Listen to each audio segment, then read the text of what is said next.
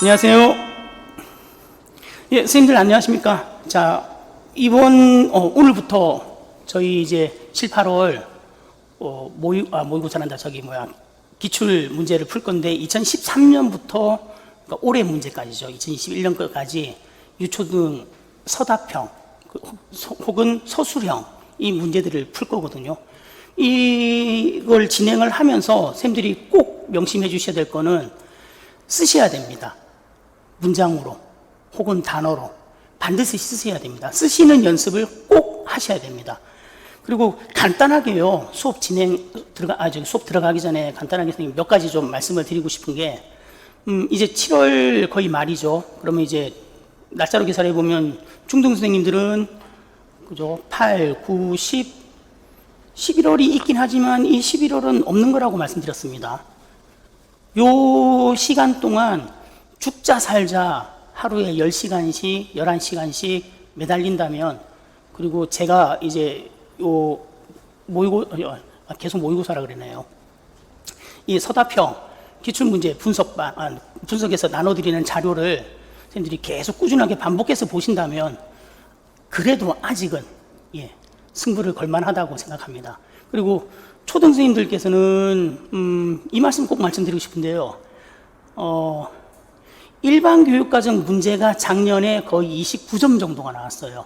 이거를 대략 제가 18년, 19년, 20년, 21년 4개치 년도를 대강 분석을 해보면 18년도를 봤을 때는 한 24점 나왔고요.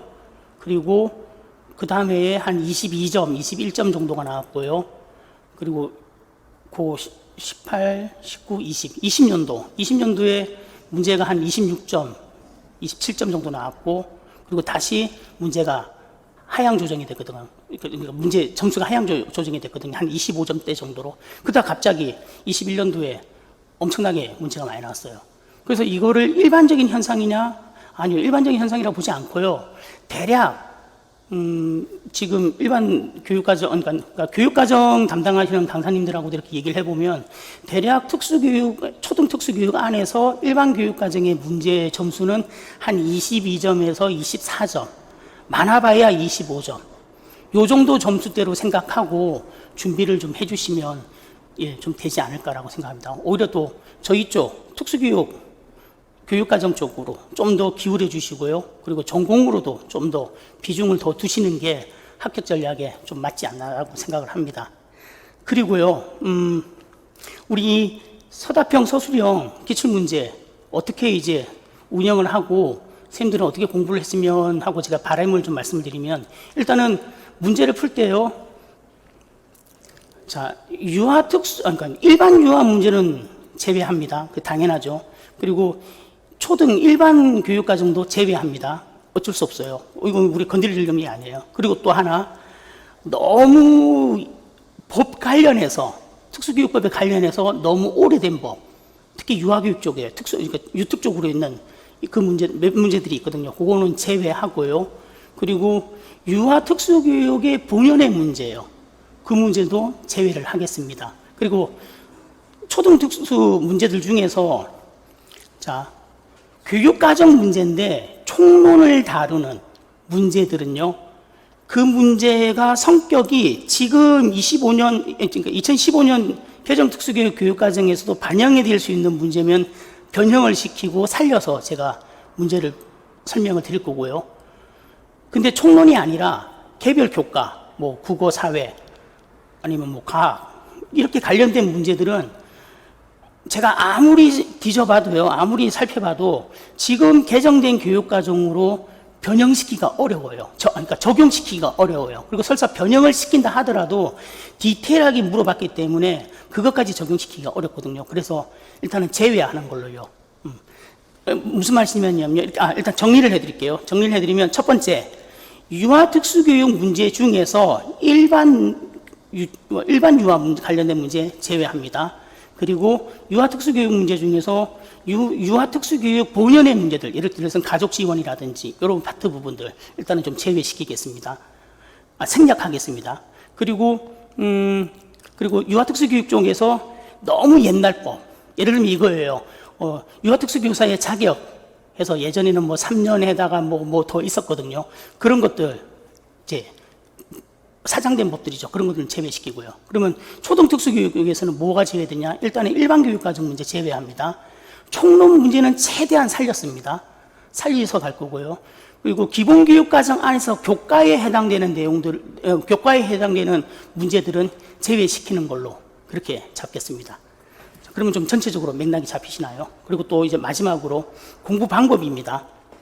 자, 지금 일을 기간제 선생님으로, 그러니까 학교에서요. 학교에서 기간제 교사로 일하시는 선생님들께서는 죄송한 말씀인데 아무리 안 돼도 하루 3시간에서 4시간까지는 꼭 선생님 공부 시간을 좀 확보를 해 주십시오.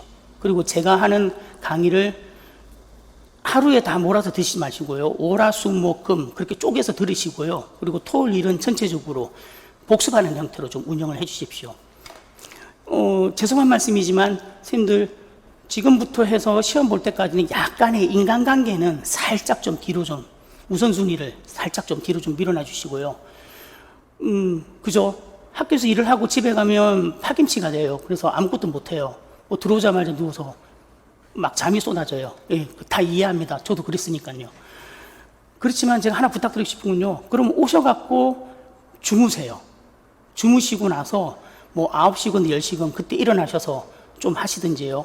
아니면 오시고 나서 뭐 그러니까 식사를 하신다든지 샤워하시고 그리고 밥 먹고 뭐 이것저것 청소하는 시간들을 조금 밀어놓고 바짝 공부하신 다음에 뭐 12시 정도에는 주무시는 방법으로 정하셔도 되고요. 자, 어쨌거나 하루 3시간에서 4시간 꼭 선생님들 확보를 좀 해주시고요. 그리고 이제 하루 10시간에서 11시간 정도 확보하실 수 있는 선생님들께서는 이제 날이 많이 더워졌어요. 그러니까 시작하는 시간을 될 수 있으면 아무리 늦어도 8시 반에는 좀 공부를 시작하셨으면 좋겠어요. 9시로 잡지 말고요. 그렇게 해서요 하루 10시간에서 11시간 정도 확보를 해 주시고요. 그리고 아무리 힘이 들어도 아무리 공부가 잘 된다 하더라도 새벽 1시는 넘기지 않으셨으면 합니다. 예, 새벽을 넘기게 되면 이제는 점점점 몸이 많이 힘들어져요.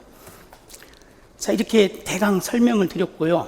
자, 이제 본격적으로 문제에 들어가겠습니다. 공부할 때 일단은 제가 전체적으로 문제에 대해서 제시된 문제들을 먼저 설명드릴 거고요. 그래서 이 문제를 가지고 파생시킬 수 있는 문제들도 만들어낼 거고 응용할 거고, 그리고 이 문제가 이렇게 문제가 출제되지 않을까요? 라고도 선생님들한테 말씀드릴 겁니다. 이 방식은 객관식 기출문제 풀이할 때도 썼던 방식입니다. 근데 하나 더 선생님들이 염두해 주셔야 될 게요. 뭐냐면 서답형 이 서술형 문제들이 다 100% 완벽하게 좋은 문제들은 아닙니다.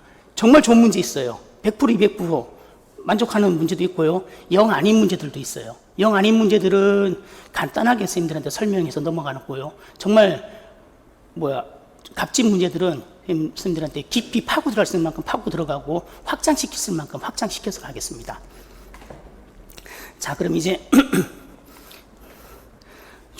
말이 많이 길어졌죠. 자, 그럼 이제 본격적으로 문제를 한번 분석을 해보겠습니다.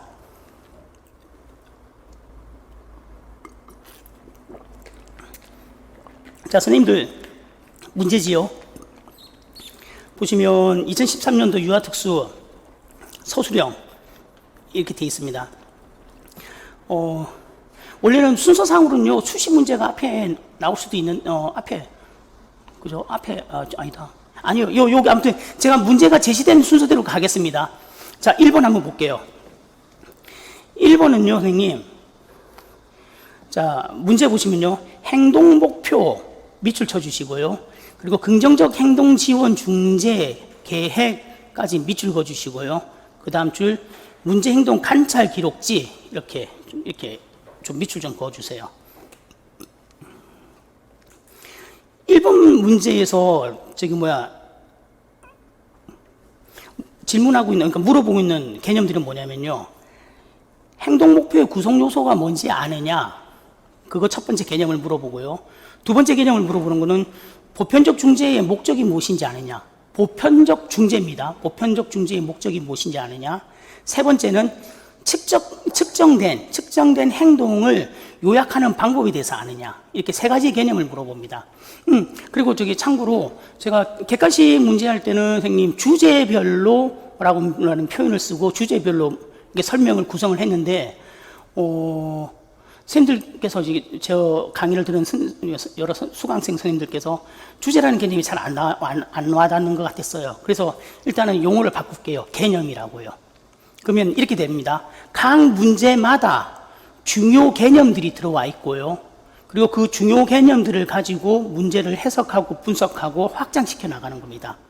그리고 또 재미있는 현상은 예를 들어서 이 13년도 1번에 만약에 나왔던 개념이 17년도, 18년도 문제도 그 개념이 그대로 나올 수도 있습니다.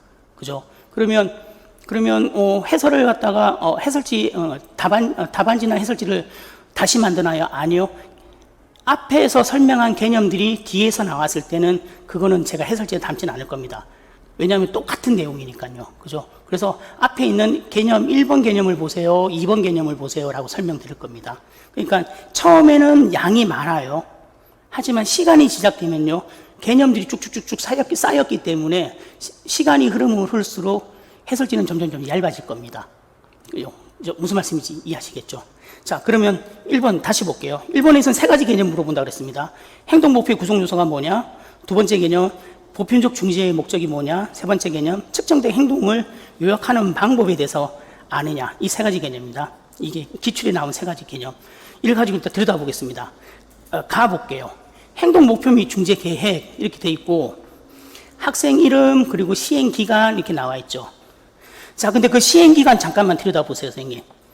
8월 27일부터 2월 15일이에요. 그죠? 그러면 학기로 따지면 1년짜리인가요? 아니면 한 학기짜리인가요? 한 학기짜리죠. 자, 그럼 우리 이렇게 생각해 볼 수 있지 않을까요? 그러면 여기서 말하는 행동 목표는 시기상으로 보면 2학기 목표일 수도 있겠다. 그죠? 2학기 목표일 수도 있겠다. 그러면요, 물론 상대적인 개념이, 그러면 일단은 장기 목표, 단기 목표라는 개념을 여기다가 한번 덮어 씌우면, 일단은 교육법상, 특수교육법상으로 따졌을 때, 특수교육법상의 관점이에요. 특수교육법상의 관점으로 봤을 때, 얘는 어떤 목표예요? 그러니까 목표의 종류가, 유형이 어떤 거죠? 특수교육법상으로 봤으면. 장기 목표, 단기 목표. 단기 목표. 특수교육법적인 입장입니다. 왜냐하면 특수교육법에서는 1년짜리 계획을 짠다. 장기 목표. 학기별로 구성한다. 단기 목표. 이해하셨죠? 근데 물론 이럴 수도 있어요. 그 이제 거기까지만. 일단은 특수교육법상으로 바라봤을 때입니다. 그러면 2학기 목표, 단기 목표구나라고 생각할 수 있고요. 그리고 이제 행동 목표와 중재 계획이 있는데, 행동 목표 한번 볼게요. 자, 이 행동 목표를요, 조작적 정의 관점에서 행동 목표의 구성 요소를 가지고 학습 목표를 설정한다 그러면 행동 목표의 구성 요소는 총 4개입니다. 뭐냐면요, 학습자, 그리고 발생 조건, 성취 기준, 구체적인 행동. 다시요. 자, 행동 목표가 곧 선생님 학습 목표겠죠. 그죠? 그러면 여기서 제시된 행동 목표 이코르 학습 목표, 그러면 단기 목표. 이렇게 볼 수 있죠. 자, 근데 이 행동 목표를 조작적 관점에서 바라보게 된다 그러면 행동 목표의 구성 요소를 뽑아낼 수 있거든요. 그렇게 했을 때 행동 목표의 구성 요소라고 하면 학습자, 그리고 발생 조건, 성취 기준, 구체적 행동, 그렇게 4가지의 구성 요소로 찾아야 된다는 거죠. 그러면 그 4가지 구성 요소를 가지고요, 여기 제시된 학습 목표를 한번 들여다볼게요. 자, 봅시다. 자, 컴퓨터 시간 내내, 거기 동그라미 1번 해주시고요. 컴퓨터 시간 내내 동그라미 1번, 3일 연속으로 동그라미 2번, 바르게 행동할 것이다. 동그라미 3번. 자, 그렇게 해서, 그러면 선생님, 여기서 1, 2, 3이니까, 행동목표 구성요소 중에서 3개밖에 없는데요? 그죠? 근데 그 위에 학생이 있으니까 주어가 생략됐다고 보면요. 주어가 생략됐다고 보면 이게 행동목표, 학생목표가 맞는데, 자, 재밌는 거는 아까 우리가 행동을 구성할 때 구체적 행동이어야 된다고 얘기했죠. 그러면 여기 보세요. 자, 컴퓨터 시간 내내, 얘는 어디에 해당되는 거죠? 컴퓨터 시간 내내. 발생 조건이죠. 조건. 3일 연속으로. 얘는 성취 기준이겠죠. 그죠? 바르게 행동할 것이다.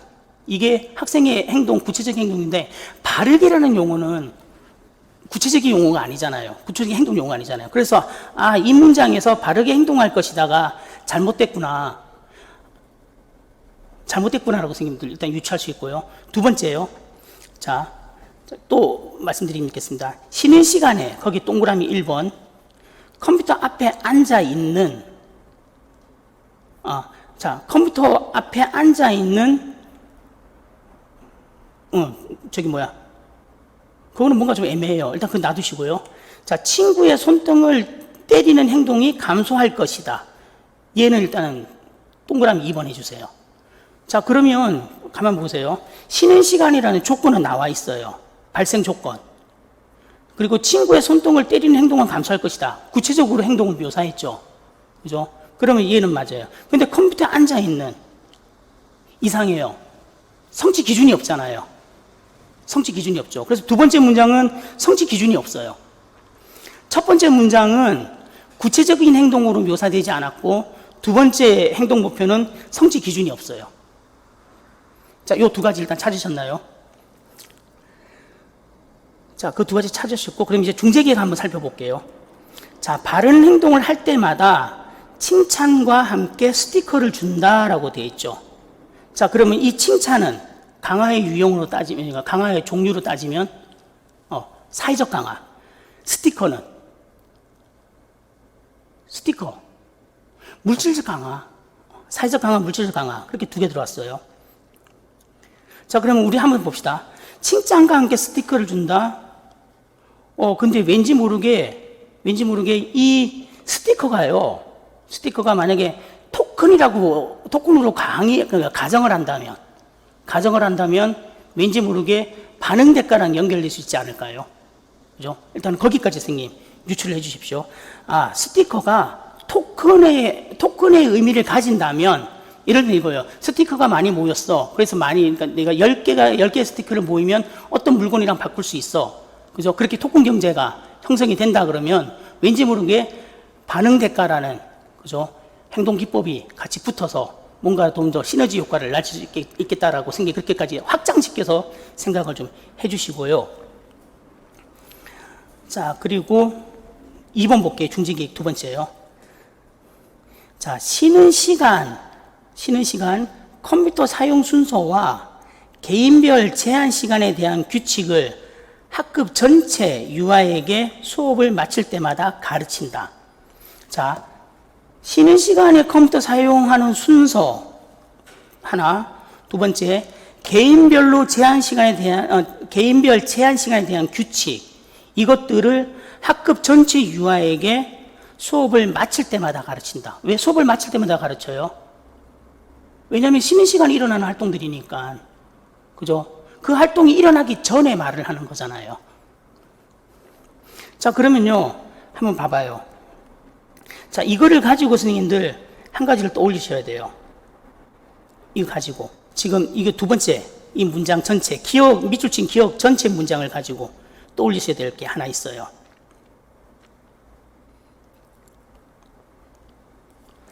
보편적 중재예요. 보편적 중재. 떠올리셔야 돼요. 진짜. 예. 자, 긍정적 행동 지원에서 보면요. 3단계 예방 모델이 있잖아요. 피라미드 형태요. 피라미드 형태에서, 자, 왜 보편적 중재를 떠올리셔야 되냐면, 규칙이라는 용어 때문에. 이 규칙이라는 용어를 가지고요. 학급에 있는 전체 학생들에 대해서 지금 뭔가를 적용하고 있는 거잖아요. 그죠? 그러면, 자, 긍정적 행동 지원인데 그러면 학급 차원의 긍정적 행동 지원이겠네. 그죠? 저랑 같이 객관식 문제 한번 선생님들 분석 같이 했던 우리 선생님들, 수험생 선생님들 중에서는 혹시 기억나실 거예요. 우리 그때도 한번 다뤘어요. 학급 차원의 긍정적 행동 지원이라고. 자, 그러면 지금 여기서 일어나고 있는 거는 학급 차원의 긍정적 행동 지원이에요. 근데 학급 차원의 긍정적 행동 지원 중에서 모든 학생이 대상이니까 맨 바닥, 1단계 맨 바닥에 있는 보편적 중재가 이루어져야 된다는 거죠. 그죠? 자, 그래서 정리하면요, 동그라미 2번은 학급 차원의 긍정적 행동 지원이고요. 긍정적 행동 지원에서 긍정적 행동 지원의 3단계 예방 모델 혹은 연속적 행동 지원 체계에서 가장 밑에 있는 보편적 중재에 해당된다고 선생님들 보시면 돼요. 자, 그러면 이렇게 학급 차원의 긍정적 행동 지원을 규칙을 만들어서 자, 실행하려고 하는 이유가 뭔지를 한번 생각해 보셔야 돼요. 혹시 이렇게 한번 또 생각해 보실까요? 뭐냐면, 자, 컴퓨터 사용 순서랑 아니면 개인별 제한 시간에 대해서 규칙을 안 세운다 그러면 어떤 문제가 발생하겠죠. 그죠? 문제가 발생하겠죠. 그러면 긍정적 행동 지원은 혹은 학급 차원의 긍정적 행동 지원은 기본적으로 문제 행동에 대한 예방이라는 차원에서 접근을 하겠다라는 전제 조건을 까셔야 되죠. 자, 그러면 이렇게 표현할 수 있어요. 긍정적 행동 지원이라는 것 자체는 혹은요, 긍정적 행동 지원의 3단계 예방 모델이라는 것 자체는 문제 행동의 예방을 강조하는 접근이다라고 선생님들 정리를 해주시면 돼요. 다시요.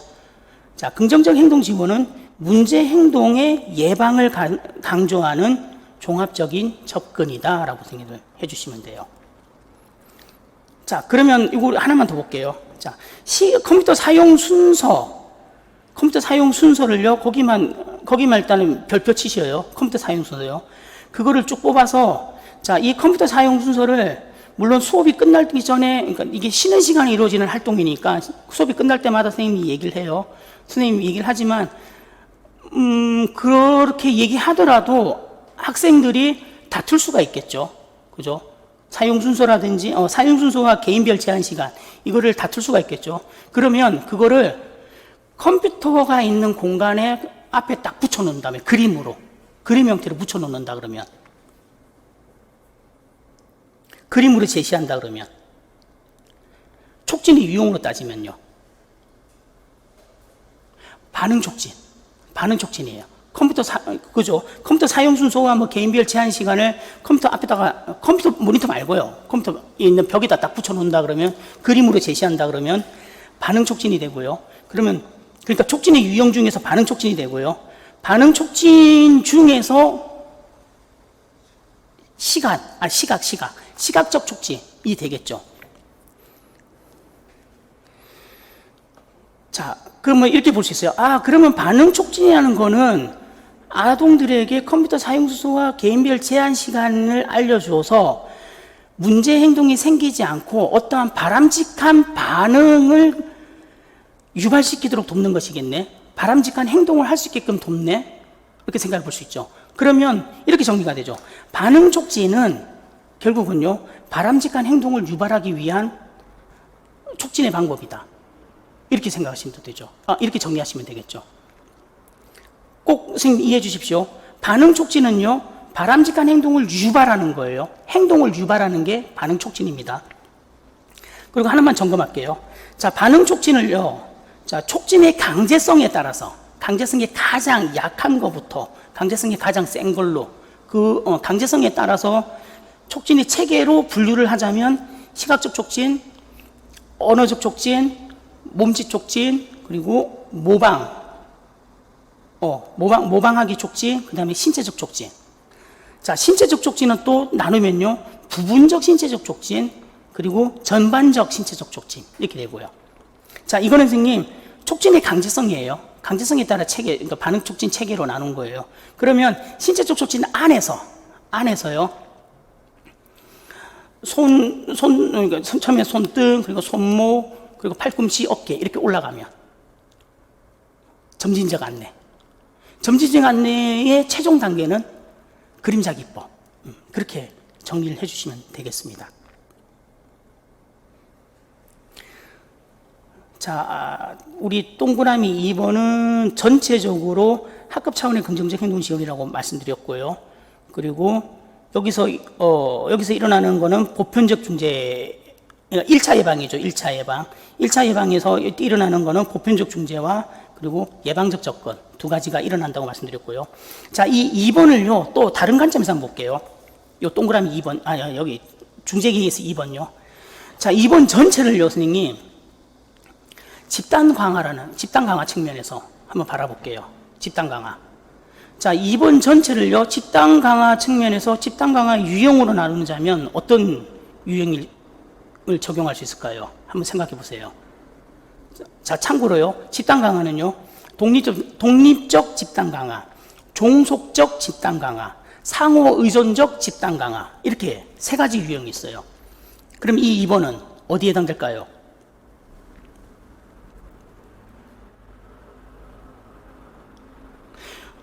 독립적 집단 강화. 어때요? 그죠? 독립적 집단 강화에 해당이 돼요. 왜냐하면 규칙을 다 잘 지켜야 돼요. 지금 이 상황에서는. 자, 그리고 규칙을 다 잘 지켜야 된다. 선생님, 한 친구한테 의존할 수도 있고 몇몇한테도 의존할 수도 있잖아요. 근데 봐봐요. 여기서 나온 개념이 지금 이 2번에 전체적으로 적용된 개념이 뭐냐면 보편적 중재잖아요. 그죠? 보편적 중재면 모든 학생이잖아요. 그죠? 이해 가세요? 밑바닥에 깔려있는 게 보편중재 모든 학생이에요. 그러면 모든 학생이 다 규칙을 지켜야 돼요. 이해하셨죠? 그래서 그런 관점에서 바라보면 집단 강화의 유형으로 따진다 그러면 독립적 집단 강화라고 매칭을 시킬 수가 있다는 거죠. 이해가셨나요? 자, 좋습니다. 자, 이제 나와볼게요. 문제행동 관찰기록지 볼게요. 자, 일단 이 관찰기록지 전체를 봤을 때, 얘는 어디에 해당되는 거죠? 어떤 관찰 기록이죠? 보면, 선생님, 날짜, 시간이 있고요. 그리고 행동 발생 표시라고 돼 있죠. 행동 발생 표시. 행동 발생 표시를 선생님, 빈도라고, 행동 발생 표시고 그 옆에 총 발생수가 있죠. 총 발생수를 선생님, 횟수, 빈도, 이렇게 볼 수 있을까요? 횟수, 빈도. 그러면 얘는 빈도기록법 혹은 사건기록법. 같은 말이죠. 빈도기록법, 사건기록법 같은 말이에요. 그죠? 그렇게 볼 수가 있겠죠. 사건기록법. 선생님들 편하신 걸로 외우세요. 빈도기록법이 편하시면 빈도기록법, 사건기록법이 편하시면 사건기록법. 자, 그럼 일단은 사건기록법으로 따져볼게요. 총 발생수, 횟수, 빈도, 그러니까 사건기록법. 자, 근데 첫 번째요. 첫 번째 칸에 이제 행동이 4번 발생했는데, 시간을 보면요, 10분이고요. 두 번째, 그러니까, 시간 간격이요. 첫 번째 시간 간격은 10분이고, 두 번째 시간 간격은 20분이고, 세 번째 시간 간격은 10분이에요. 그러면 각각의 총 발생수를 서로 객관적으로 서로 비교할 수가 있을까요? 시간 간격이 다르잖아요. 그죠? 그러면 시간 간격이 다르니 그거를 공통적으로 만들어서, 그러니까 해석할 수 있는 공통적인 방법으로 만들어서 그걸 요약이라고 표현하거든요. 요약. 그러면 여기에서 측정된 행동의 빈도를 뭘로 요약을 했나요? 옆에 있잖아요. 그대로. 비율로 요약했잖아요. 비율로 요약했죠. 그러면 이 비율은 결국은 분당 비율이 되죠. 그죠? 비율로 요약하니 서로의 시간대마다의 발생 비율을 비교할 수 있겠죠. 그죠? 그러면 첫 번째 시간 간격에 가장 많이 발생한 거고, 두 번째 시간 간격과 세 번째 시간 간격은 동일하게 발생한 거죠. 비율로 따지니까. 자, 이 비율은요, 선생님, 그러면 이제 간단하게 설명할게요. 이 첫 번째 시간 간격이요. 첫 번째 시간 간격 비율이 분분의 0.4 나온군요. 10분이니까 10분 발생수 4 나누기 10이 되는 거고요. 두 번째 시간 간격은요, 발생수 4 나누기 시간이 20분이니까 4 나누기 20 되는 거고, 세 번째 시간 간격 2 나누기 10 해가지고 0.4, 0.2, 0.2 이렇게 나온 겁니다. 자, 그러면요, 한번 봐요. 이렇게 분당 시간 비율을 비교를 하면, 자, 이런 거를 우리가 살펴볼 수 있을까요? 각 시간 간격마다요. 각 시간 간격마다 행동 발생 빈도를 기록하고요. 그리고 문제 행동이 언제 가장 많이 발생하는지 시간의 흐름에 따른 행동 발생 분포를 알 수 있다라고 표현할 수 있을까요? 그러니까 사건 기록법이 가지고 있는 장점을 본다 그러면 여기서만 봐도요, 선생님, 봐도요. 물론 세 가지밖에 없지만 다시 말씀드릴게요. 자, 시간 간격마다 행동 발생 빈도를 기록하기 때문에요. 문제 행동이 언제 가장 많이 발생하는지 시간의 흐름에 따른 행동 발생 분포를 알 수 있다. 시간의 흐름에 따른 행동 발생 분포를 알 수 있다. 그죠? 알 수 있잖아요. 가장 첫 번째 시간 간격에서 가장 많이 발생했잖아요. 자, 이게 사건 기록법이 갖고 있는 장점입니다. 자, 그럼 일단 우리 이제 문제 한번 들어가 볼게요. 자, 메이거의 행동 목표 진술. 이런 말에 선생님 너무 쫄지 마세요. 쫄지 마시고요. 자, 일단은 이거예요. 결국은 행동적 목표 진술 방식이라고 있는데 결국은 행동 목표를 갖다가 어떻게 쓸 것이냐, 어떻게 진술할 것이냐, 어떻게 어떻게 행동 목표를 갖다가 설정할 것이냐, 문장으로 구성할 것이냐, 그 얘기거든요. 그래서 행동 목표, 그러니까 행동 목표 1과 2를 봤을 때 바람직하지 않는 이유를 쓰라 그랬잖아요. 자, 우리 아까 행동 목표 1 뭐라고 얘기했죠? 바르게 행동할 것이다. 이거는 구체적인 행동이 아니라 그랬죠. 그죠? 그러면 선생님 정답지 한번 보세요. 정답지 보시면요. 행동 목표 1 뭐라고 되어 있냐면요. 관찰과 측정이 가능한 용어를 사용하여 행동에 대한 조작적 정의를 하지 않았다. 자, 이렇게 써도 되고요. 이렇게 써도 되고요. 이거는 선생님들 우리 전공 서적에 있는 말 그대로 FM적으로 쓰는 방법이고요. 그 밑에 거요. 관찰 가능한 구체적 행동으로 표현하지 않았다. 이렇게 써도 되고요. 선생님들 편하신 대로 쓰시면 돼요. 근데 중요한 핵심은 이거예요. 구체적인 용어로 표현되지 않았다. 구체적인 용어로 언급되지 않았다. 이게 핵심 키워드라고 선생님들 보시면 됩니다. 그리고 두 번째요. 두 번째 행동 목표. 자, 두 번째 행동 목표에서 우리가 아까 봤을 때 그 얘기 했었죠. 기준이 없다고. 성취 기준이 없다 그랬죠. 그러면요, 얘는 이렇게 쓰면 되죠. 자, 행동 목표 달성 여부를, 우리 정답 보는 겁니다. 행동 목표 달성 여부를 평가하기 위해 측정할 수 있는 기준이 없다. 혹은 기준이 제시되어 있지 않다. 이렇게 FM대로 써주셔도 되고요. 지금 말씀드린 요 첫 번째 문장들은 전부 다 선생님, 그러니까 우리 선생님들이 보시는 전공서적이라든지 그리고 교재에 있는 내용 그대로 적은 거고요. 그 다음에 어느 정도 선생님 감안해서 유사 답안으로 할 수 있다는 정확한 기준이 명시되어 있지 않다. 정확한 기준이 제시되어 있지 않다. 이렇게 쓰셔도 무난합니다. 여기서는 분명히 기준이라는 단어가 들어가야 돼요. 행동 목표 1에는요, 반드시 들어갈 용어는요, 구체적인 행동이라는 용어가 들어가든지 아니면 행동에 대한 조작적 정의, 이 용어가 들어가야 되고요. 행동 목표 2에서는요, 기준이라는 용어가, 키워드가 반드시 들어가야 돼요. 자, 그렇게 봤고요. 이제 두 번째 문제 한번 풀어볼게요. 자, 가에서요, 가에서 교사가 학생의 표적 행동 발생 전에 기억과 같은 보편적 중재를 적용하여 얻고자 하는 목적은 무엇이냐? 자, 우리 아까 그 얘기했죠. 보편적 중재, 그러니까 긍정적 행동 지원, 여기서는 학급 차원의 긍정적 행동 지원이에요. 긍정적 행동 지원을 하는 이유가 무엇이냐? 문제 행동을 예방하기 위해서라고 했잖아요.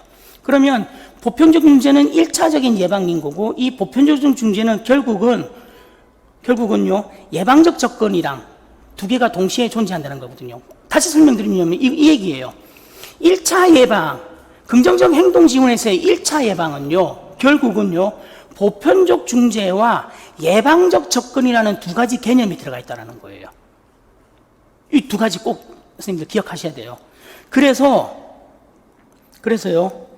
자,